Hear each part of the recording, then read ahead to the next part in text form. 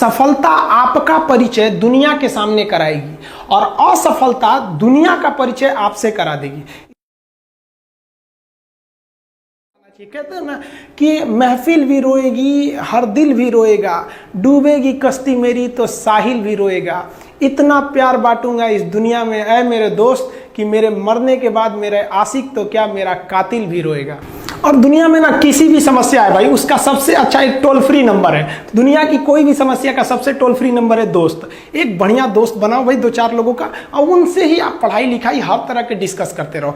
दोस्त से बढ़िया टोल फ्री नंबर कोई नहीं है, हर चीज़ का इलाज है। और कुछ दोस्त जिंदगी में तो ऐसे बनाओ ना जो आपकी प्रॉब्लम को वैसे ही समझ जाए जैसे डॉक्टर की लिखावट मेडिकल स्टोर वाला पढ़ लेता है। और एक बात और, ये जो अच्छी किताबें होती हैं और अच्छे दोस्त होते हैं ना, जल्दी समझ में नहीं आते हैं। लेकिन इसलिए दोस्ती बहुत अच्छे सोच समझ के कीजिएगा, क्योंकि कहा जाता है कि एक आम 10 आम को सड़ा सकता है, लेकिन 10 अच्छा आम एक सड़े हुए आम को कभी ठीक नहीं कर सकते हैं।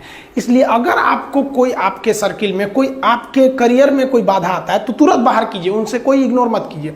जिंदगी जो है ना वो एक एग्जाम की तरह है, और इस एग्जाम में ना ज़्यादातर लोग फेल हो जा रहे हैं। क्यों फेल हो रहे हैं? क्योंकि वो एक दूसरे का नकल कर रहे हैं और उनको पता ही नहीं है कि सबका क्वेश्चन पेपर अलग है, इसीलिए फेल हो रहे हैं। तो जिंदगी में सबकी समस्याएं अलग होती हैं। आप दूसरे की समस्या से केवल साहस ले सकते हैं, उसका तरीका नहीं अपना सकते। हिम्मत बनाए रखिए कि नहीं, हमें भी इस सफलता को पाना है। और ये जिंदगी जो है ना एक अजीब सी रेस है यार, समझ में नहीं आता है। अगर तेज भागिएगा तो आपके अपने पीछे छूट जाएंगे, और धीमे दौड़िएगा तो आपके अपने ही आपको पीछे छोड़ के चले जाएंगे।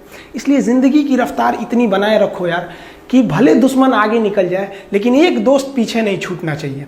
अपने ज़िंदगी में हौसला बना के रखिए। पतंग को पता होता है कि उसका अंत एक कचड़े में जाकर होगा, लेकिन उससे पहले उसे आसमान छूकर दिखाना होता है। पहाड़ों को चीरते हुए जब नदी निकलती है ना तो कभी नहीं पूछती है कि समुंदर अभी कितना दूर है, और नदी में गिरने से तो कभी किसी की मौत नहीं होती है। मरता तो वही है जिसे तैरना नहीं आता है। तो हम सब परिस्थितियों के आगे हार जाते हैं, हम हार जाते हैं। परिस्थितियां सबके सामने होती है, जो डट के रहा उसे मंजिल मिली, और जो नहीं डटा वो हार के चला गया। जब हमारे पास परिस्थितियां आती हैं, हम घिर जाते हैं चारों ओर से, तो हम परिस्थितियों को दोष देने लगते हैं, न कि उस परिस्थितियों से निकलते हैं। कोई मस्जिद जाता है, कोई मंदिर जाता है, कभी सोचा है भगवान को कितना बुरा लगता होगा? सोचते होंगे कि बंदा केवल हमसे मांगने ही आता है, यार कभी मिलने भी आया करो। हमको तो लगता है किसी दिन भगवान निकल के बोलेंगे कि यार केवल तुम लोग हमसे मांगने ही आते हो, कभी मिलने भी आया करो। तो भगवान से या अल्लाह से सबसे एक दुआ मांगिए कि आप हमको मुसीबत देना है, आप दीजिए। आप जिस तरह से हमें खुशी देते हैं उसी तरह से हम आपके दिए गए दुखों को भी अपनाएंगे, लेकिन हाँ, उस दुख से लड़ने की हिम्मत भी जरूर दीजिएगा। और सबको अपने अपने कर्मों का पता होता है, यूं ही गंगा किनारे इतनी भीड़ नहीं लगी रहती। देखिए जिंदगी में आपसे भी कुछ गलतियां होंगी, और गलती किससे होती है? जो काम करता है, मेहनत करने वालों से ही तो गलतियां होती है। निकम्मों की तो पूरी जिंदगी निकल जाती है दूसरों में कमी ढूंढते ढूंढते। देखिए सफलता और असफलता में थोड़ा सा का अंतर है। सफलता आपका परिचय दुनिया के सामने कराएगी और असफलता दुनिया का परिचय आपसे करा देगी। इसलिए सफल जरूर होइए। देखिए 97% लोग जो है ना वो थक के किसी काम को छोड़ देते हैं, और जिंदगी भर उन 3% लोगों के लिए काम करने लगते हैं जो कभी भी हार नहीं मानते हैं। मेहनत बता देता है कि परिणाम कैसे मिलेगा, वरना परिणाम तो बताता ही है कि आपका मेहनत कैसा था। कुछ लोगों को लगता है कि उनके पिताजी बहुत पहुंच वाले हैं, दादाजी बहुत पहुंच वाले हैं, तो उनकी बदौलत हमें कोई काम मिल जाएगा, कोई जॉब मिल जाएगा। तो कोई ये बहुत बड़ी बात नहीं है।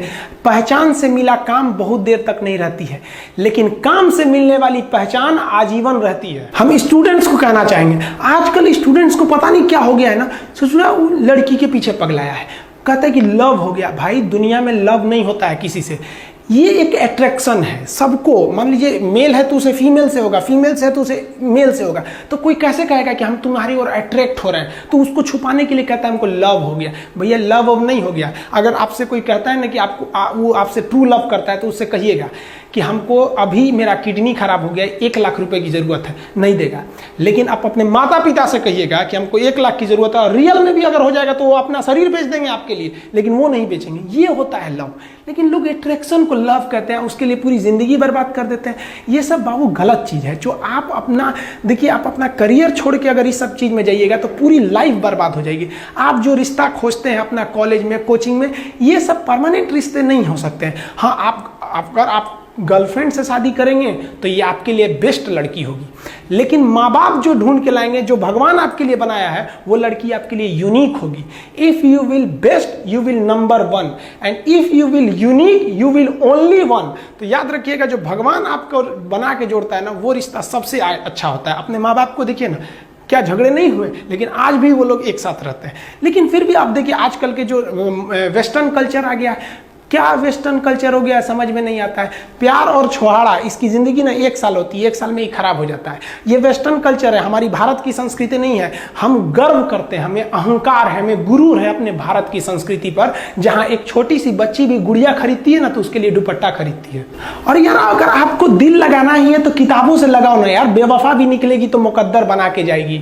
दिन ना सबके लिए 24 घंटा का होता है, ऐसा नहीं है कि आपको अलग से वक्त मिलेगा, लेकिन इसी 24 घंटे में किसी को प्यार करके पति बनने का शौक है तो किसी को मेहनत करके करोड़पति बनने का शौक है। तो आप डिसाइड करिए आपको क्या बनना है, क्योंकि बरसों बाद जब लोग ये मिलेंगे ना आपसे तो ये नहीं पूछेंगे कि कितनी गर्लफ्रेंड है, लोग पूछेंगे कमाता कितना है, हैसियत कितनी है तुम्हारी। ये दुनिया का उसूल है कि लोग कभी भी आपसे खैरियत नहीं, आपकी हैसियत पूछते हैं। लोग एक दूसरे से वादा करते हैं कि तुम्हारा जिंदगी भर साथ निभाएंगे, कोई किसी का साथ नहीं निभाता है। लोग अर्थी और जनाजा भी ले जाते हैं ना 2 कदम, तो कंधे बदल बदल के ले जाते हैं, जबकि पता है कि आखिरी मुलाकात है। और लोग यहाँ कंधा बदल बदल के ले जा रहे हैं और लोग वादे कर रहे हैं कि जिंदगी भर साथ निभाएंगे, कोई साथ नहीं निभाता है।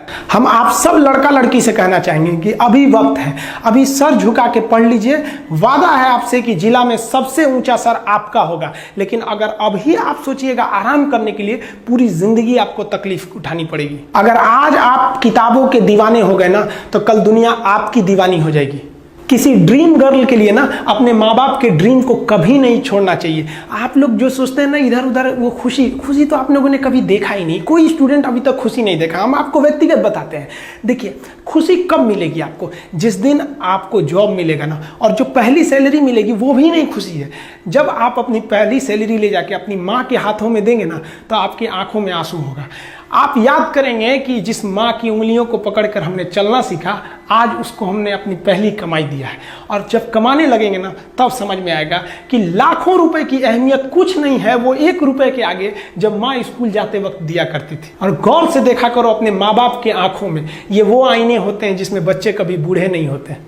देखिए जीवन में ना अपने अंदर से अहंकार बिल्कुल निकाल दीजिएगा। अहंकार बहुत ही खराब चीज है। कहते हैं कि अहंकार में इंसान को इंसान नहीं दिखता, छत पे चढ़ जाओ तो खुद का मकान नहीं दिखता। अहंकार नहीं करना चाहिए। छत को बहुत गुरूर था छत होने का, 1 मंजिल और बनी और छत फर्श हो गया। अहंकार कभी नहीं कीजिएगा। तूफान ज्यादा होती है तो कश्ती डूब जाती है, और घमंड ज्यादा हो जाती है तो हस्ती डूब जाती है। जिस दिन आपको घमंड होने लगे ना अपने आप के ऊपर कि हम बहुत बड़े हो गए हैं, हम बहुत पढ़ लिए हैं, हम बहुत सक्सेसफुल मैन हो गए, हम बहुत बड़े बिजनेसमैन, हम बहुत, मतलब जिस दिन आपको घमंड हो गया ना उस दिन आप शमशान घाट में जाके देखिएगा आपसे नायाब लोग, आपसे अच्छे अच्छे लोग वहां खाक बन गए। दुनिया में ना किसी से जलन नहीं रखनी चाहिए। देखिए माचिस जो होता है ना दूसरे को जला देता है, लेकिन कभी माचिस को देखें वो खुद को भी जला लेता है। अतः अगर आप दूसरे की बुराई करेंगे, दूसरे के पीछे रहेंगे ना तो इसमें आपका लॉस होगा। और अगर आपकी कोई बुराई कर रहा है ना तो आपको खुश होना चाहिए कि आप आगे बढ़ रहे हैं।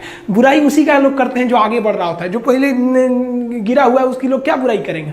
और जब भी आपकी कोई बुराई करे तो आप उसे सहज स्वीकार करें, और आप उसे प्रूव मत कीजिए कि हम ये नहीं हैं। हम लोग गलती क्या करते हैं स्टूडेंट लोग कि प्रूव करने लगते हैं। नहीं, आपको अपने आप को इंप्रूव करना है। अगर कोई गलती हो गई है, आपको कोई बुराई कर रहा है तो आप उसको सहज स्वीकार कीजिए। जिस दिन आपके अंदर अपनी बुराई सुनने की क्षमता आ गई, यकीन मानिए आप सफलता के दहलीज पे अपनी पहली कदम रख दिए उसी दिन।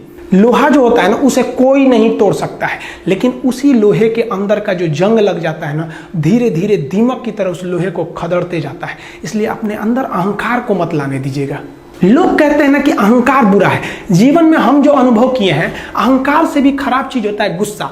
देखिए अहंकार उत्पन्न ही नहीं होगा जब तक आपको गुस्सा नहीं आए। आप ऐसे नॉर्मल बैठे हैं और आप किसी से कहिएगा कि तुम्हारी क्या औकात है, जब तक आपको गुस्सा ना आए। तो अहंकार एक पेड़ है और गुस्सा उस पेड़ का जड़ है। इसलिए गुस्सा जिस दिन आया उस दिन आप बर्बाद हो जाएंगे।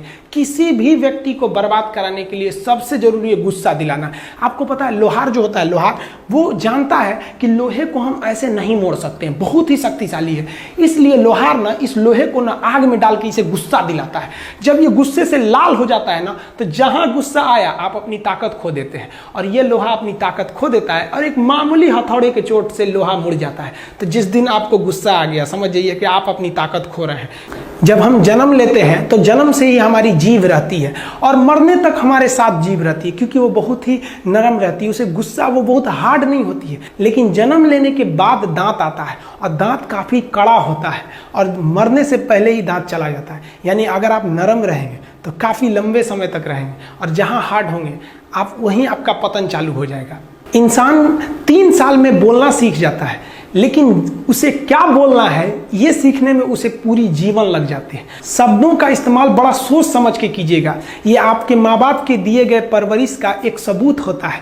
अतः आप अगर किसी से अपशब्द बात करते हैं तो सभ्य व्यक्ति आपको नहीं कोसेगा, बल्कि आपके माँ बाप को कहेगा कि इसे संस्कार नहीं सिखाया। ये शब्द जो होते हैं हमारी परवरिश का परिचय करा देते हैं। शब्द का इस्तेमाल भोजन की तरह करना चाहिए। जिस तरह से भोजन को बनाने के बाद थोड़ा सा चख लिया जाता है, उसी तरह शब्द को दूसरे के सामने बोलने से पहले एक बार जरूर चख लीजिएगा।